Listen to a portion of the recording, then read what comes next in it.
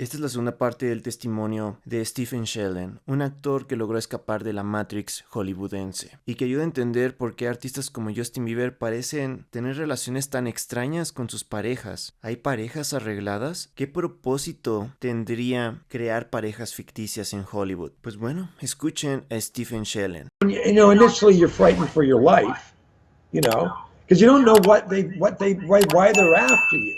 Right. Anyway, that's what targeting is. So I lived through that, lost everything, and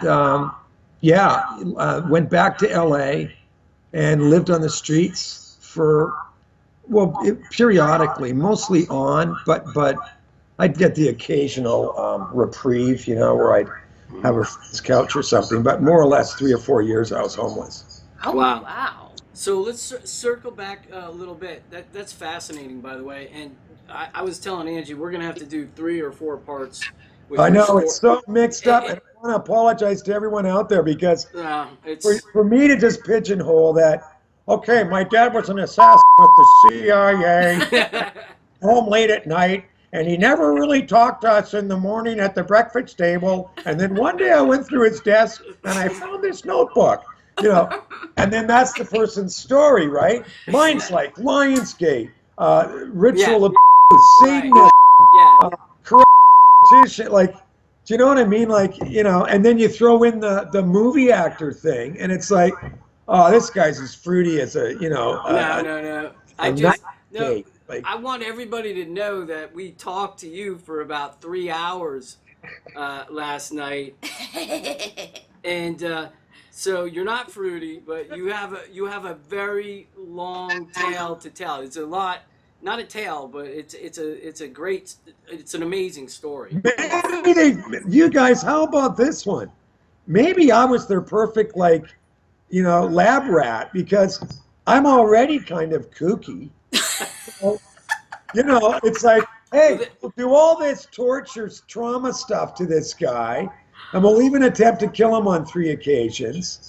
We'll break in his place, move furniture around, do everything to drive him nuts, death threaten him in the middle of the night, steal all his paperwork, just constantly destroy the guy.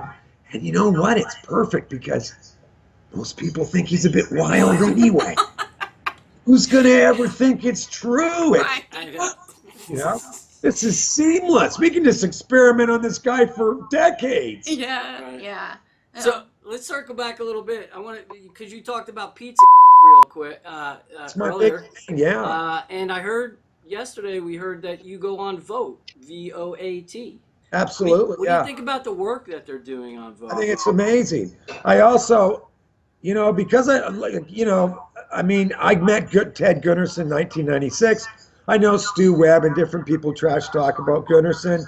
For me personally, Gunderson in some ways, I wouldn't say saved my life, but I'm going through all this weird targeting stuff, and I hear about Gunderson. I find him in Dallas, Texas, where he's running security in some rich guy's house. And I contact him, and I go see him. I sit in the kitchen, and I've got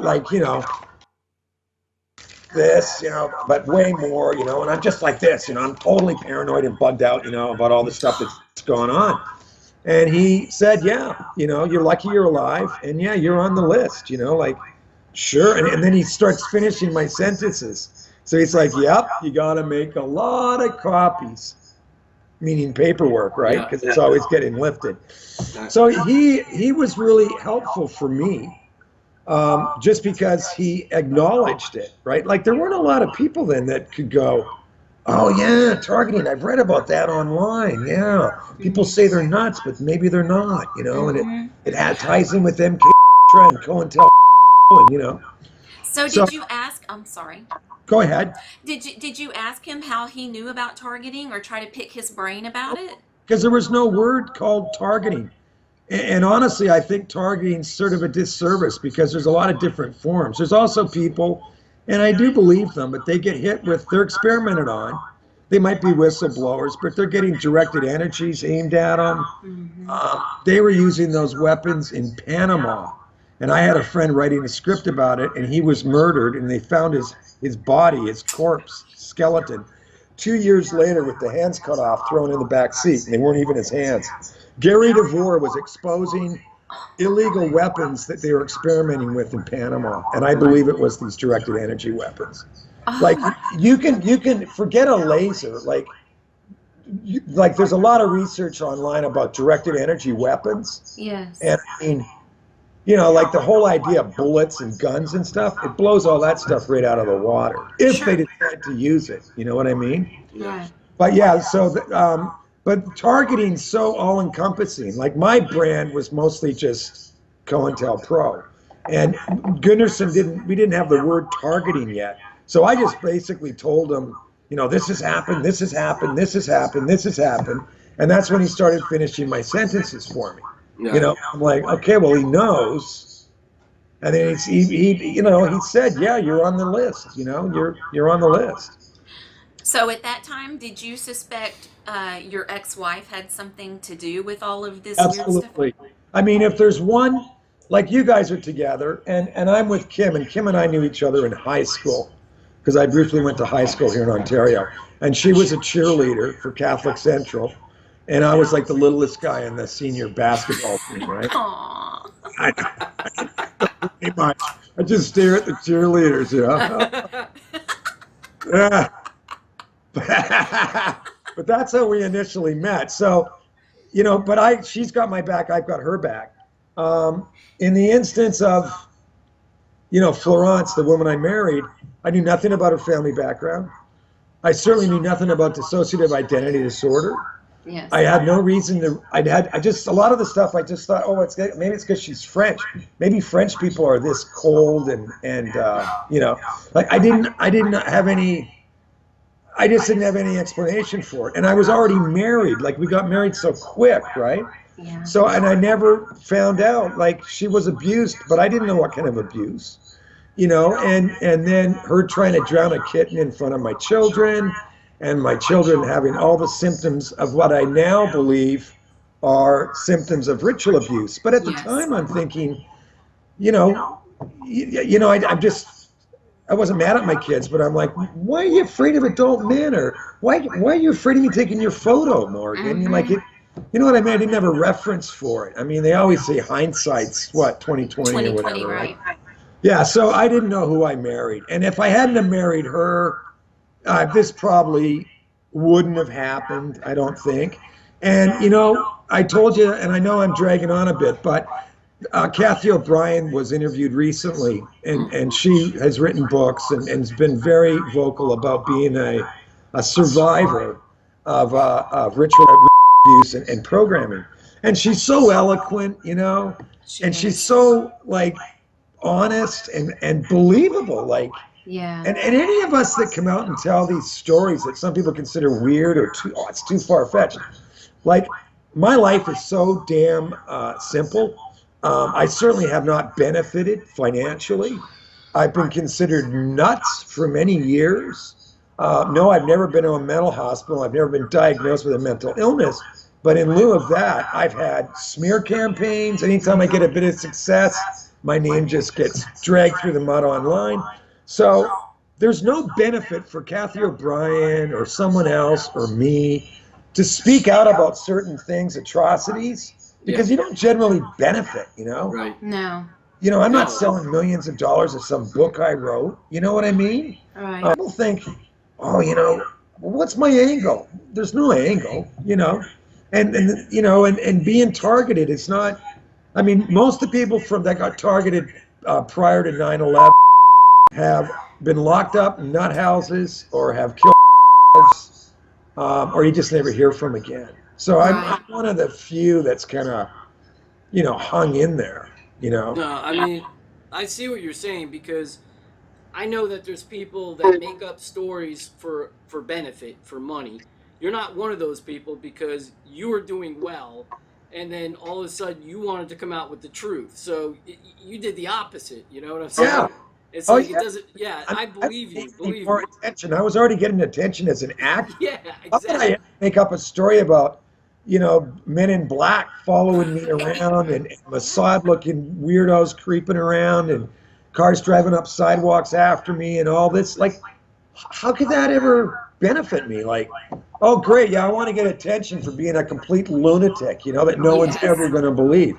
But what Kathy O'Brien, when I cited that interview she did, it's just good because her attitude's so great, and it does for me anyway back into pizza, because the work being done on pizza, and of course you see we are all getting now targeted to a certain degree, because you see the way the mainstream treats it. You see how Wikipedia, those slime bags, man. You want to know the truth? Whenever Wikipedia attacks something, then you know that it's probably the opposite, right? That's right.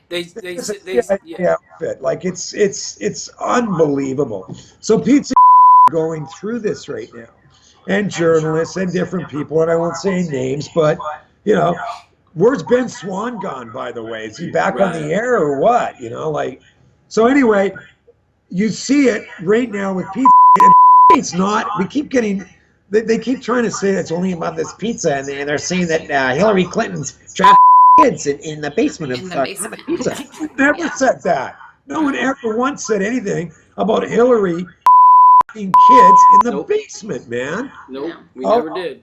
No, and so what pizza done though, and you know the fake news followed. I think a week after pizza came up, then it was this attack of fake news. Now, thank God we had Trump in there going, "You're fake news," to see it. That's right. Because it countered it all. Right.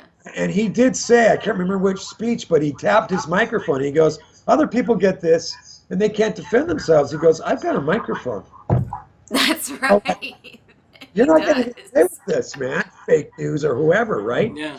But so all-encompassing because it deals with, and you know, I read through all the stuff, or I try to, and some of it's a little unrelated, and sometimes people post stuff. It's not really related, but because pizza, like, it has to do with worldwide child harvesting from kids. Yes.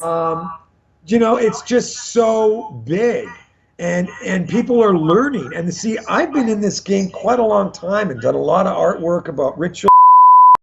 And I believe my ex-wife was involved in an orphanage that was kids in Cambodia. Right. And the guy she had as a partner, people have a funny way of around her too. I think about my parents' generation and how they had such admiration for their politicians and stuff. And I don't know if politicians have gotten progressively worse. I kind of think they have. Yes. But I think it starts with crowd. Like there's a progression. It was probably always bad, but it's really, I think since the Ford, Bush, those kind of administrations, wow. And this is exposing that. I mean, there's credible people saying at least a third of Washington, D.C. is involved in and it's brownstone operations. They can bribe people. They can also drug politicians and bed with them. You know, and all of this stuff is coming out. And that's why pizza, as goofy as it sounds, or which I named it, I think it's phenomenal. And for me, I'm almost 60 years old, and it's like, wow. For all these years, no one wanted to know. Like I did a, what was it, Kim? You know, where a petition thing signed, and it was child trafficking. Over the course of 3 years, I think I got 210 signatures. Oh, and I'm like, terrible. That's all I get? Yeah. Right. I mean, it's petition? That's crazy. I really believe that the awakening has happened. So people are ready to hear your story, and they're believing. Believe me, they are. That's why, you know, all the people are getting such a following. There's thousands and hundreds of thousands and millions of people. And I'm sure I mean, it touches so many parts of your life. You know, all of it. The all of that is administration, and Frank Juster is credited with in Lionsgate. Like, I know, it's amazing. So that's why when we do sit down and do an interview, it's like, well, how am I ever gonna or you guys are probably thinking the same thing. Like, how are we ever gonna address all? Because it's just like I stepped in one pile of dog poo, and then I just kept hopping around on one foot, and then I landed in another bigger pile, and then finally I fell face first into a giant pile. You know, like how many more things like the mind DID, sex and whatever, like whatever she is, you know. Yeah. That's for the top. Then my kids, then Lionsgate, then the partner in Lionsgate who was a lawyer whose dad apparently ran CSIS, who tells me keep your mouth shut about your kids or you're dead. You know, and it's like it just goes on and on and on, and all the break-ins, cars, same license plate. What's going on? You know, so it's like wow, like I'm so involved in Pizzagate, Yeah. like without ever choosing it. Like you know, Yes. No. I would have rather maybe had a nice little life, you know, something, you know, work as a, you know, I don't know, like a carpenter or you know, I don't know, you know, boy, and. Jeez, That's why I think we're gonna sign you up for the rest of the year. We'll probably have 20 episodes for 2017. We might even have a season 2. I don't even know, but we're working it out right now. But you know, my lawyers will get with your lawyers, and we'll see what we can do. No more lawyers. We don't want lawyers. Well, the other thing with Pizza that I have to stress for the people that watch your program and follow Pizza, we inside the Pizza movement, we can see, oh my gosh, like they're just like attacking us. Yeah. Not just the fake news, but like, you know, anytime someone speaks about it, gets any mileage. No se pierdan la siguiente parte, síganos en nuestras demás redes sociales por si vuelve a haber algún intento de censura y nos borran alguno de los canales. Pueden encontrar todo el contenido que ha sido censurado en redes sociales más populares dentro de Rumble y BitChute. Acá abajo están los links para que puedan ver más contenido como este. Les agradezco su apoyo y recuerden tener los ojos bien abiertos.